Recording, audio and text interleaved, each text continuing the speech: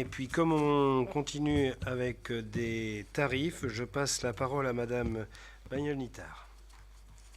Oui, bonsoir. Donc, comme nous l'avons vu en fait en commission culture il y a 10 jours, je vous propose donc les tarifs tels qu'ils ont été revus. Donc, vous m'entendez? Ça va? Ah bon, pardon. Donc, je reprends juste les changements parce qu'il y en a très peu.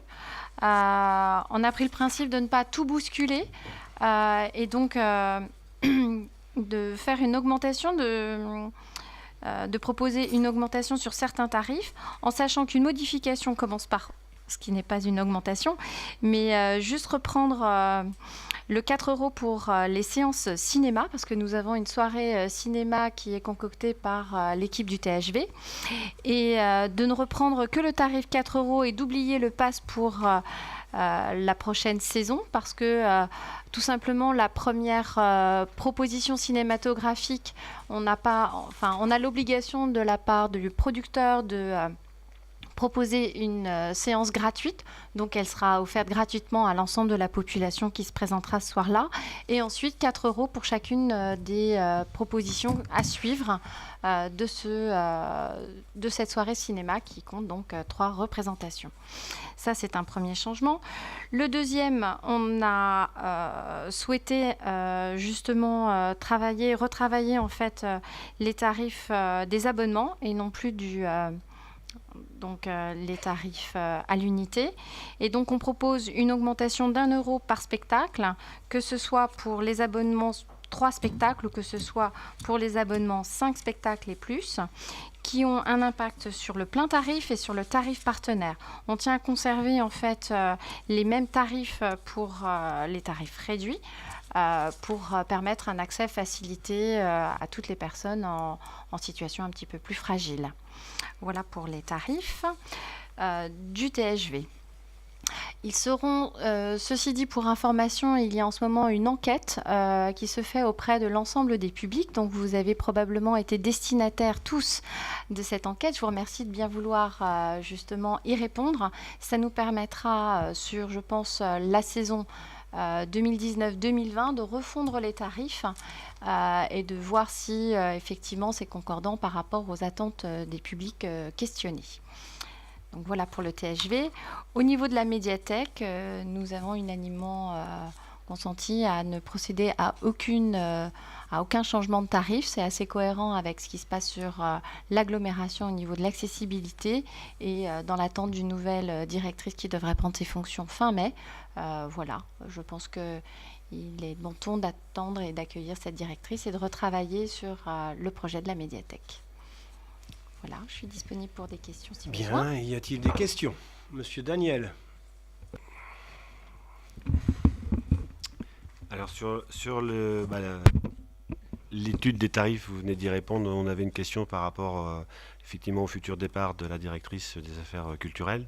Vous venez de donner l'information qu'elle sera remplacée donc fin mai. Non, ça c'est la médiathèque. Médiathèque. Donc moi sur les directrices des affaires culturelles, effectivement, on aimerait savoir quand le calendrier de remplacement de Madame la directrice, on ne va pas dire son nom. Et ensuite, je rebondis aussi sur l'enquête qui est faite pour le THV. On avait proposé en commission culture que cette enquête soit élargie éventuellement pas uniquement aux abonnés du THV, mais également peut-être à des ex-abonnés du THV. Et puis surtout, on pense qu'il peut être intéressant d'avoir l'avis des gens qui ne sont pas, entre guillemets, des habitués du THV. Et pour ça, on avait demandé est-ce qu'éventuellement, il y a un bandeau qui soit indiqué sur le site. Et à ce jour, apparemment, il n'y est pas. Voilà. Et voilà, donc voilà nos questions, c'est par rapport à cette enquête. Voilà, merci. Alors, tout de suite sur la question en fait du questionnaire qui doit être en ligne sur notre site, la demande a été faite pour qu'il soit effectivement téléchargeable par n'importe quel visiteur du site internet donc de la ville.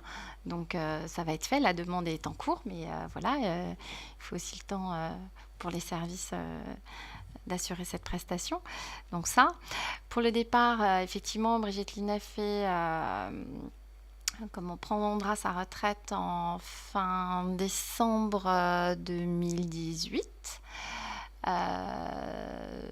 Nous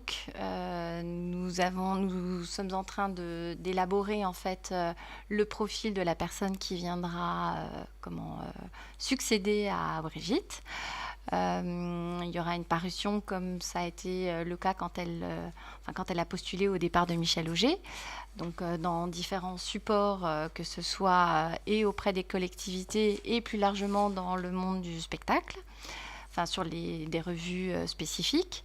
Nous procéderons très probablement à des rencontres courant juin pour que la personne qui nécessairement aura 3 mois de préavis à donner puisse se rendre disponible courant décembre, assurer un tuilage avec la directrice Brigitte Livenet et prendre ses fonctions comme ça qu'il n'y ait pas de rupture au niveau du service et qu'il y ait un accompagnement sur une saison qui aura déjà été lancée. Voilà au niveau du timing prévisionnel. Bien sûr, quand on peut faire le tuilage dans de bonnes conditions, on essaie de le faire. Ce n'est pas toujours le cas, il suffit que les candidatures ne soient pas, entre guillemets, intéressantes ou ne conviennent pas forcément au profil de poste que nous souhaitons. Donc ça, des fois, il faut relancer les candidatures et ça peut arriver que le tuilage soit très court ou n'existe pas. Mais bon, on essaie dans tous les cas de faire le tuilage dans les meilleures conditions possibles. Juste pour info, la formation n'étant plus confidentielle, de nombreux candidats sont déjà dans l'élaboration d'un projet à venir. Voilà. Bien.